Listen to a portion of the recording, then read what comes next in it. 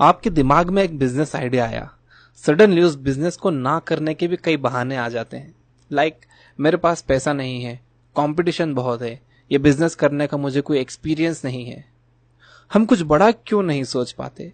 हमें कोई भी बड़ा काम ना करना पड़े इसके लिए हम बहाने क्यों ढूंढते हैं? और क्या है इसका सॉल्यूशन? आज मैं आपको डेविड श्वार्ट्ज की book the magic of thinking big के एक चैप्टर से बताऊंगा कि हम किस तरह अपनी बहाने बनाने की आदत को छोड़कर बड़ा सोच सकते हैं और बड़े काम कर सकते हैं। डेविड श्वार्ट्ज कहते हैं कि हम सब के अंदर एक बीमारी होती है जिसे श्वार्ट्ज ने एक्सक्यूजाइटिस का नाम दिया है, यानी बहाना बनाने की बीमारी। पहला सबसे कॉमन एक्सक्यूज है, मेरे पास सक्सेसफुल लोगों जितनी इंटेलिजेंस नहीं है। ये एक्सक्यूज इतना कॉमन है कि हमारे आसपास 95% लोगों में ये मौजूद होता है। ज्यादातर लोग दूसरों के सामने ये मानने को तैयार नहीं होते कि उनमें ज्यादा इंटेलिजेंस नहीं है, लेकिन वो अंदर से ये बात मानते हैं। जब इंटेलिजेंस की बात आती है तो हम में से ज्यादातर लोग दो बेसिक गलतियां करते हैं।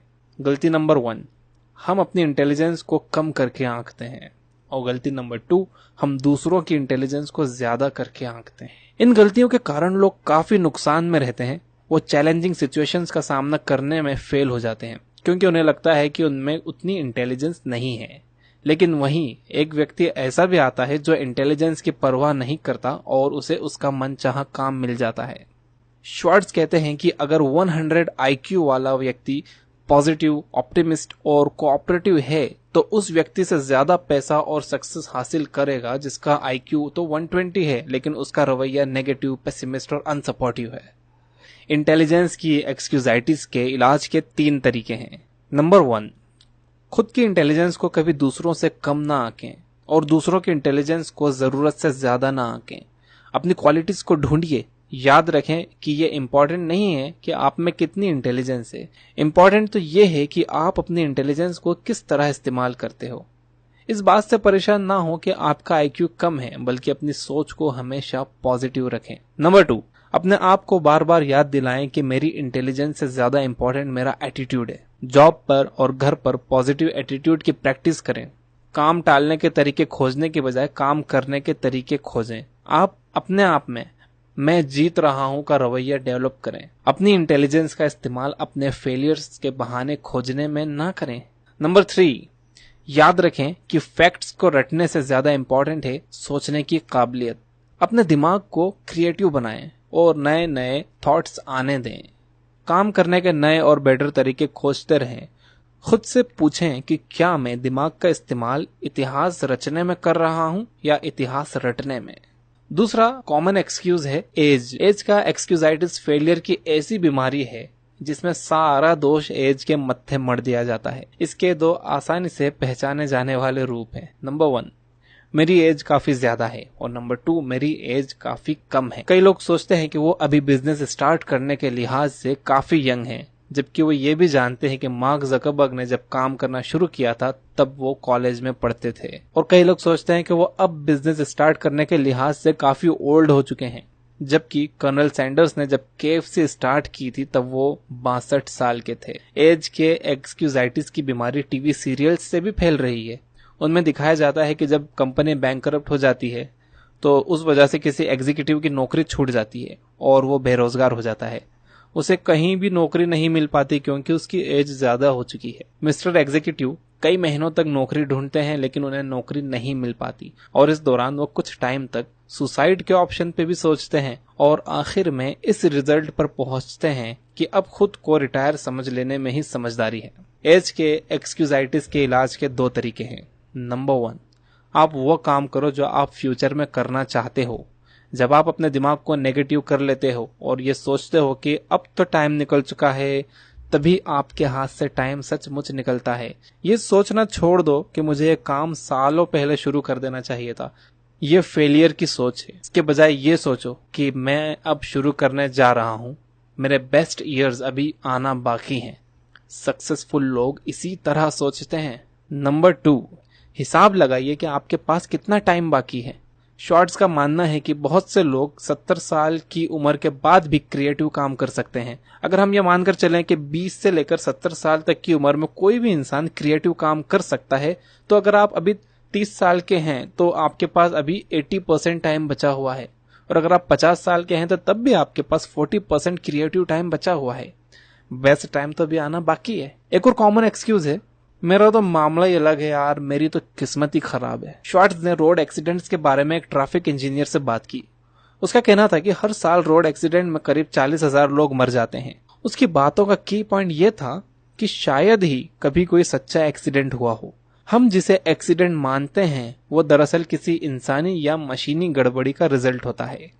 ये ट्रैफिक इंजीनियर जो बात कह रहा था वो हमें फिलोसोफर और थिंकर्स सदियों से सिखाते आ रहे हैं, हर चीज का कोई ना कोई कारण होता है, कोई भी चीज बिना कारण के नहीं होती। आज बाहर जो मौसम है वो भी एक्सीडेंटली नहीं है, वो कोई ना कोई कारणों की वजह से ऐसा है। हमारे साथ जो भी कुछ होता है उसका भी कोई ना कोई रीजन होता है।